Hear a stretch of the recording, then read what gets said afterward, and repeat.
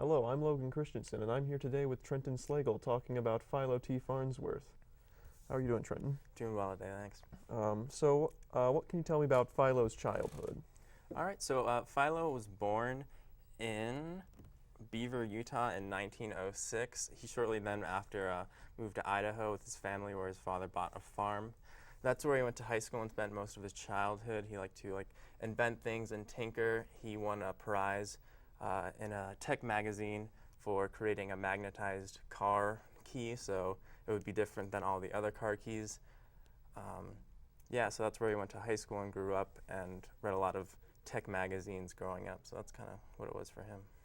Okay. And what would you say is his most famous invention?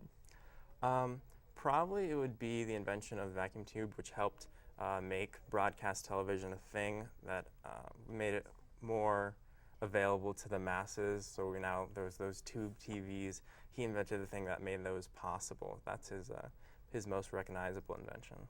Okay. And why did Farnsworth have troubles with RCA?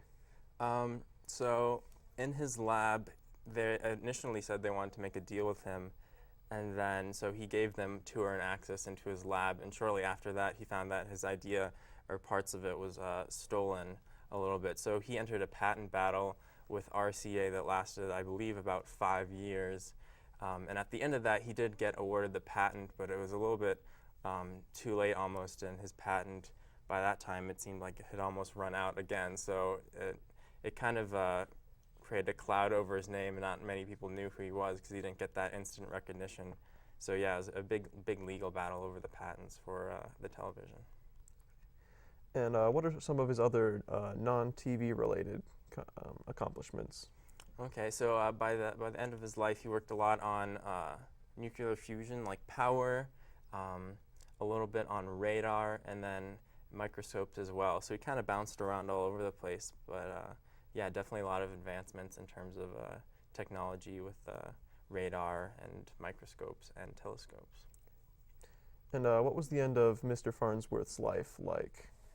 Sadly, by the end of his life, he went bankrupt. He held loads of patents, but unfortunately, he didn't really make a lot of money off of any of them.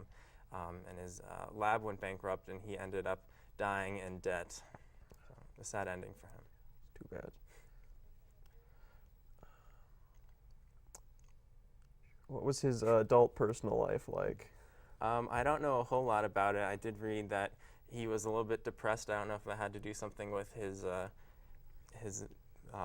loss of the patent or his almost loss of the patent. Yeah, but he was a little bit depressed, and I believe he had some illnesses that affected his day-to-day activities. So, not a happy ending, I believe, for Farnsworth. Not too great. And was he? So he did a lot behind the scenes with television, but was he ever in front of the camera?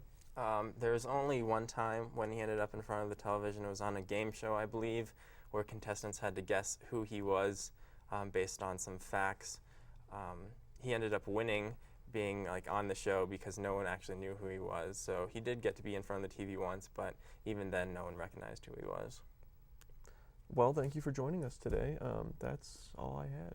Thank you for having me on.